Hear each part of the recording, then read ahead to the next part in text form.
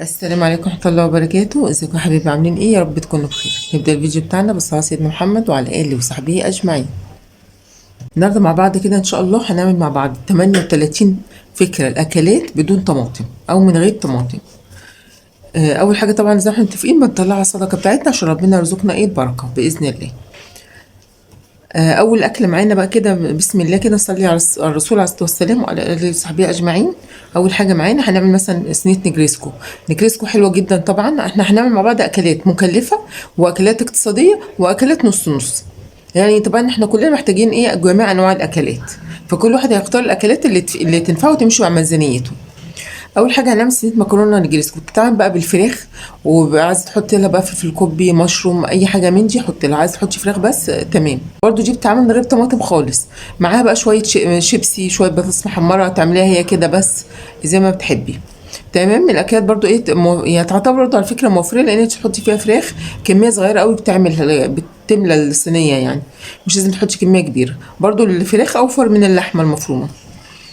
هنعمل برضو تاني اكله، هنعمل مثلا صينية بيتزا أو صينيتين بيتزا على حسب عدد الأفراد وحسب ما هتعملي الكمية بتاعتك. هنعمل البيتزا برضو ممكن تحطي لها طماطمية واحدة، يعني ممكن تقطعي طماطمية صغير خالص وتحطيها على وش البيتزا. ممكن تعمليها من غير طماطم، ممكن تحطي فلفل كوبي مثلا أو فلفل ألوان كده يعني. ممكن ما تحطيش، ممكن تحطي بصل اللي هو مكرمل. فانتي براحتك بقى في البيتزا، ممكن تعمليه من غير طماطم. ممكن برضو انت مخزنه كرنبيت في الفريزر طلعيه بقى واعمليه منه في الفتره دي هيبقى حلو جدا. لانك بقى لك فتره مكلتوش، في نفس الوقت انت عايزه حاجات من غير طماطم، هو كده كده ما تدخلوش طماطم خالص. تمام. ممكن نعمل برضو صينيه جلاش كده حلوه باللحمه المفرومه او بالجبن. شوفي انت نوع عندك شويه جبن في التلاجة لميهم حطيهم عليها، يا اما تعمليها ايه بلحمه مفرومه بصدق زي ما انت موجود ايه عندك او زي ما انت حابه.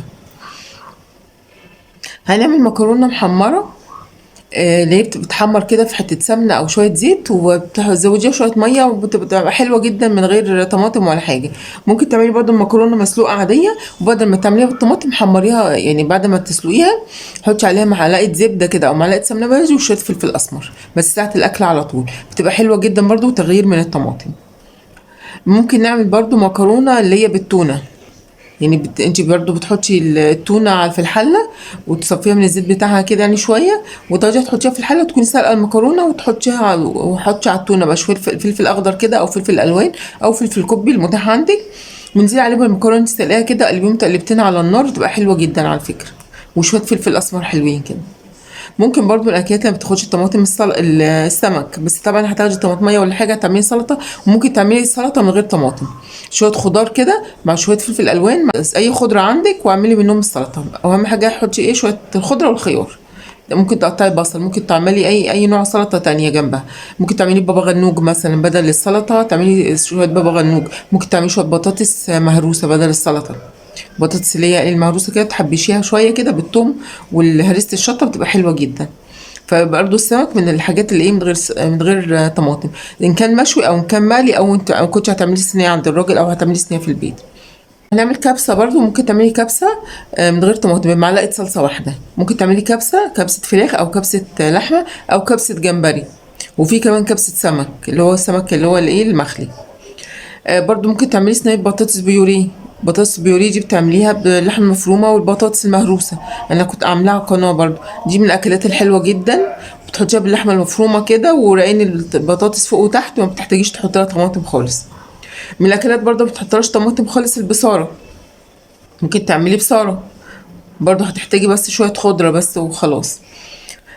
هنعمل ممكن تعملي تونة، تفتحي علبة تونة أو علبتين تونة مثلا بطاطس محمرة أو تونة وجبنة قديمة وبطاطس محمرة. برضو ممكن تعملي رنجة وتعمليها سلطة رنجة كده بالطحينة، يعني تعملي الطحينة كده بالمية لغاية ما تخففيها شوية، وتحطي عليها الرنجة تقطعي عليها خيار مثلا بلاش طماطم، قطعي عليها خيار مثلا وبصل، وتبقى حلوة جدا بالطحينة، بترمي معاكي كمان كمية كبيرة، بتبقى من الأكلات الموفرة يعني. ممكن تعملي سندوتشات جمبري، بتجيبي الجمبري، طبعا الجمبري اللي هو الأكياس ده بيبقى غالي جدا دلوقتي وفي نفس الوقت بيبقى عامل زي الكاوتش كده مبقاش حلو يعني. فممكن تجيبي انت جمبري بلدي اي بقى حجم انت عايزاه. في الراجل اللي في السوق هو اللي بيبيعه بتقولي له قشره لي بياخد 10 جنيه على الكيلو. ممكن انت بقى لو تقدري تقشري في البيت قشري في البيت واعملي له خلطه كده بتتبيله زي الستريبس واعمليه سندوتشات جمبري بتبقى حلوه جدا.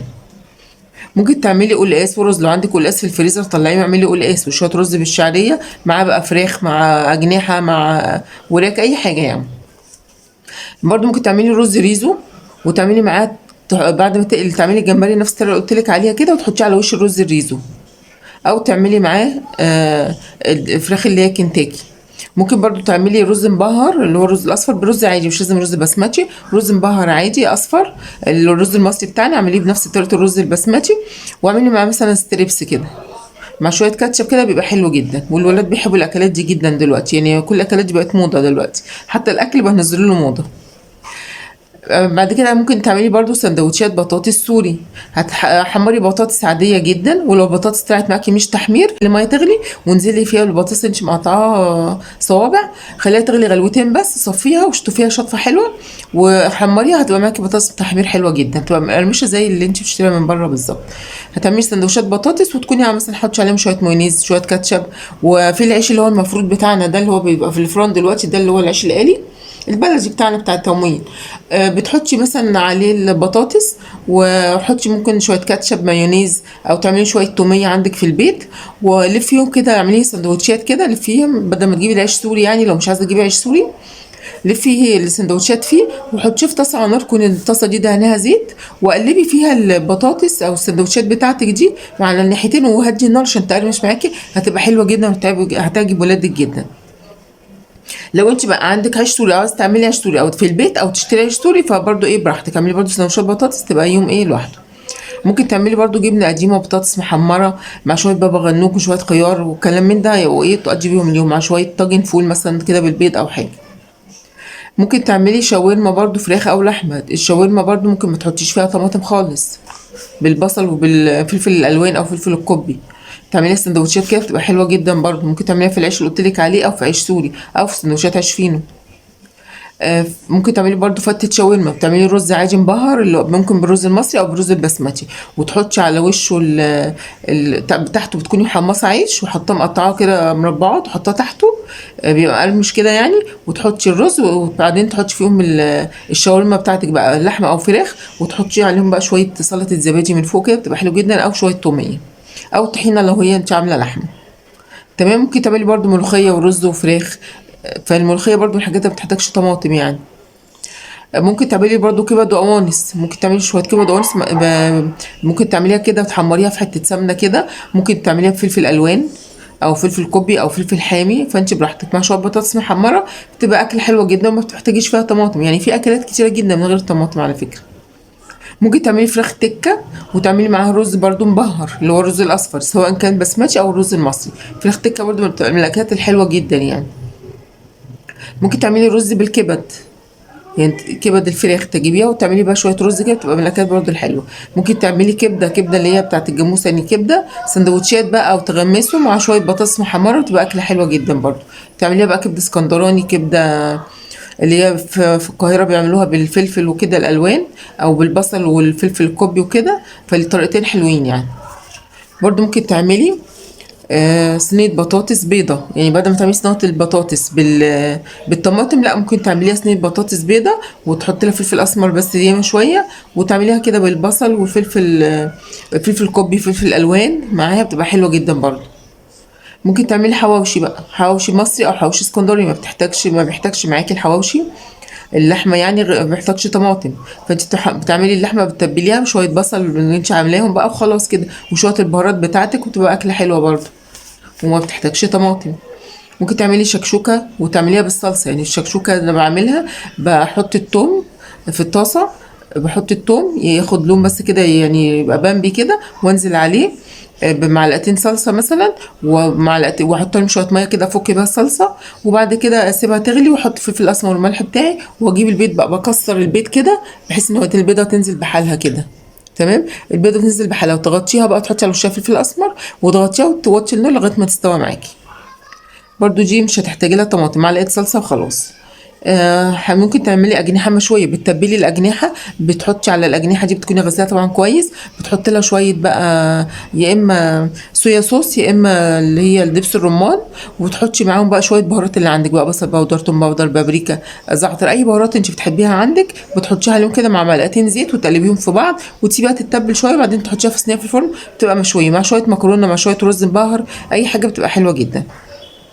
ممكن تعملي برضو مكرونه بشاميل. المكرونه بشاميل من الحاجات اللي ما بتحتاجلهاش طماطم خالص، مع شويه بطاطس محمره او حتى كده.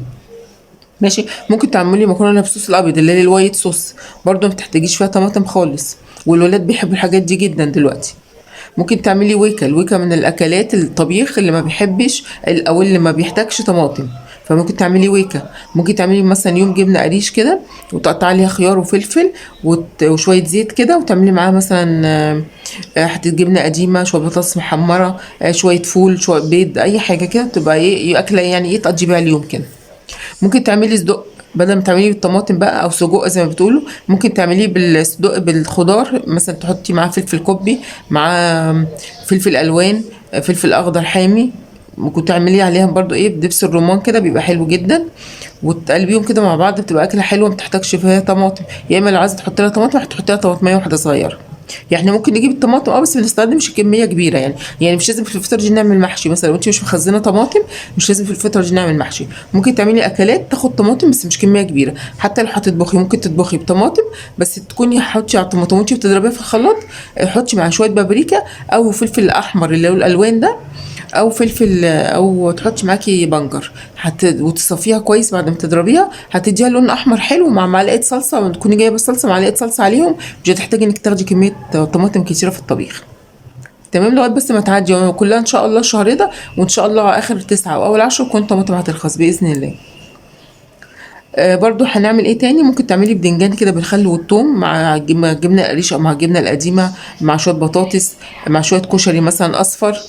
كشري اصفر طبعا ما بيحتاجش معاه طماطم، ممكن تعملي جنبه شويه بطاطس محمره او بيض مسلوق او شويه بدنجان بالخل كده والثوم، في اي حاجه من دي اكلات كتيره اهو، عندك 38 فكره لاكلات كتيره قوي من غير طماطم. يا رب كده تكونوا استفدتوا من الاكلات النهارده دي وتنفذوه كده من ده، يعني كل واحد ياخد الافكار اللي تعجبه منها. ويا رب كده ما تنسوش بقى اللايك والشير وتقطع زر الجرس عشان يوصلكم كل حاجه جديده بنزلها. بس واشوفكم ان شاء الله في فيديو جديد.